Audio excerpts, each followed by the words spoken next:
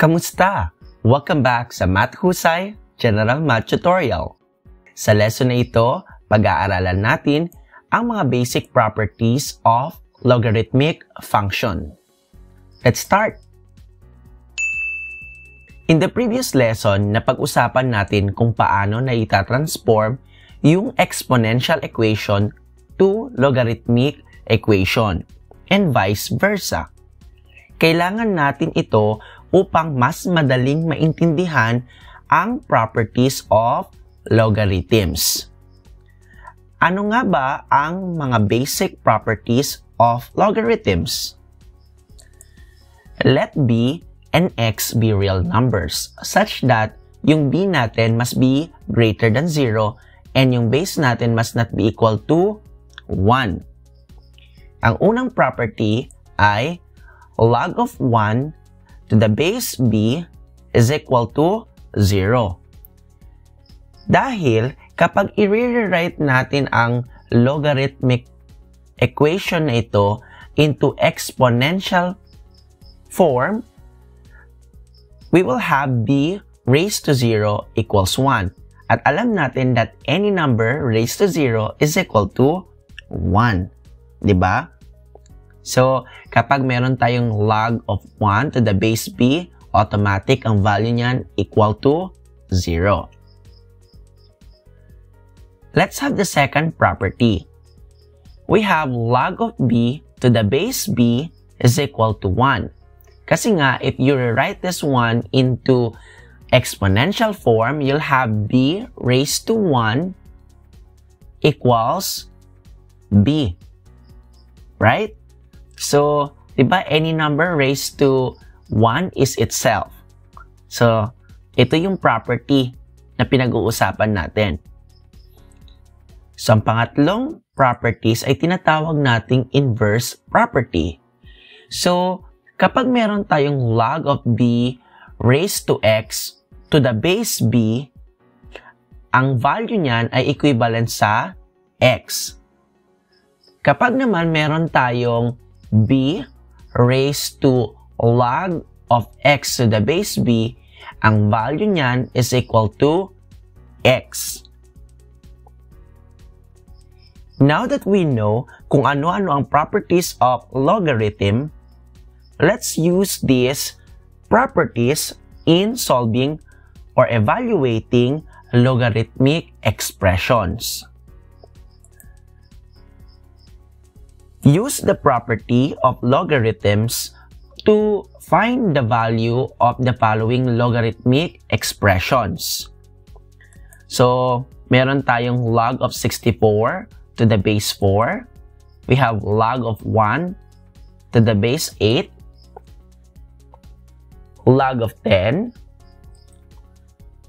We have letter D, log of 1 over 125 to the base 5. Letter E, we have 5 raised to log of 7 to the base 5. And lastly, the natural log of E raised to 4. So, paano ba natin to i-evaluate gamit yung mga properties na diniscuss natin? Now, let's find the value of the logarithmic expression na log of 64 to the base 4. So, usually, yung mga ganitong klase ng problem, if you don't know the properties of logarithm, ang ginagawa kasi ng iba, like in other books or other references, ang ginagawa is that tinatransform yung logarithm expression into exponential equation, tulad nito. So, yung log of 64 to the base 4 is equal to x. So, hahanapin natin ngayon yung value ng x. So, when you rewrite this one into exponential form, you'll have 4 raised to x equals 64, right? Now, you have an exponential equation. Now, alam natin kung paano mag-solve ng exponential equation. Kailangan magkapareho ang base ng expression sa left and right side of the equation. So, you can rewrite 64 na may base na 4 as 4 cubed, di ba? 4 times 4 times 4 is 64. Now that magkapareho na yung base, so kukunin na natin yung exponent. X is equal to 3. So yung value ng x is 3. So this is when you don't know the properties of logarithm. Now, how about kung alam na natin yung properties ng logarithm, paano natin i-evaluate ang log of 64 to the base 4? So let's see. So if you have this expression, log of 64 to the base 4, take note, yung ating 64 ay pwede nating i-rewrite as log of 4 cubed to the base 4. So, di ba, 4 cubed is just equivalent to 64. Now, following the property na kung saan yung log of b raised to x to the base b, ang value niyan is equal to x. So, in this case, ano ba yung value ng x natin? Yung x natin is yung mismong exponent ng 4. So, in this case, log of 64 to the base 4 is equivalent to 3. So, this is how easy you can find the value of a logarithmic expression kung alam natin yung properties ng logarithm. Let's take the next example, log of 1 to the base 8. Now, we know sa properties ng logarithm, ang log of 1 to the base b is always equal to 0. Kasi nga, any number raised to 0 is equal to 1. Dahil alam natin na ang log of 1 to the base b is equal to 0, so ang value ng log 1 of base 8 is automatically 0. Let's have example C, log of 10. This example is actually a common logarithm na kung saan yung base niyan is 10. So, alam natin na kapag ang log of b to the base b, ang value niyan will always be equal to 1. Kasi nga, any number raised to 1 is itself. Diba? So, log of 10 is equal to 1. Now, how do we evaluate log of 1 over 125 to the base 5? Take note na yung log of 1 over 125 to the base 5 can be rewritten as log of 5 raised to negative 3 to the base 5. Diba? Alam natin na ang log of b raised to x to the base b is equal to x. So, in this case, yung value ng x natin is, in this case, yung exponent ng ating base is negative 3. So, ang value ng log of 1 over 125 to the base 5 ay negative 3. Claro? Let's take the next example. 5 raised to log of 7 to the base 5. Alam natin yung rule ng inverse property, right?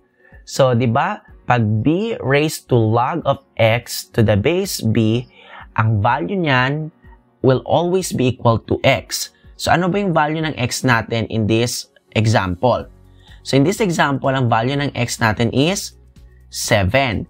So, 5 raised to log of 7 to the base 5 is just 7.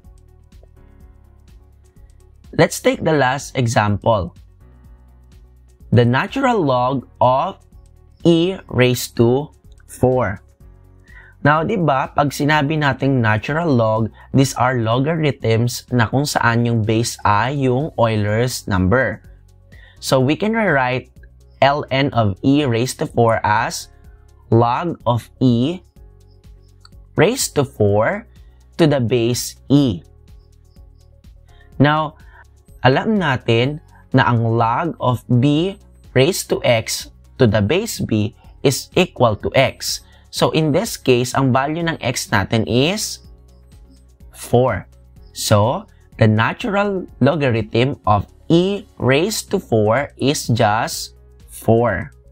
Ganun lang kadaling mag-evaluate ng logarithmic expression kung alam natin ang properties of logarithms.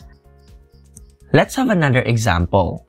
Example number 2. Evaluate the following logarithms.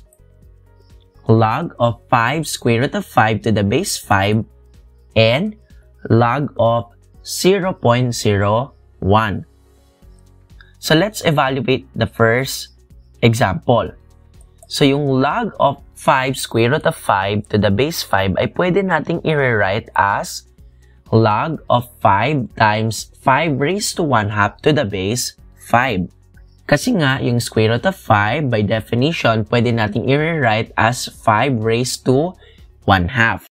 Now, kung mapapansin ninyo, magkapareho yung base. So, since we're multiplying 5 times 5 raised to 1/2, ang gagawin natin, we copy the base and we add the exponent. Diba? That's the rule of the exponent. So, we have log of 5 raised to 3/2 to the base 5. Kasi nga, 1 plus 1/2 is 3/2.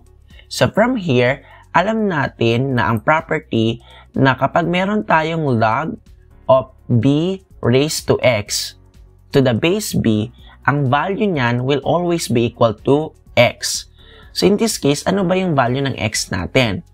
So, from here, as we can see, yung exponent natin, which is the x, is 3/2. So, kapag in-evaluate natin ang log of 5 square root of 5 to the base 5, ang value nito will be 3/2. Ganun lang siya kasimple. Let's take the example B. Log of 0.01.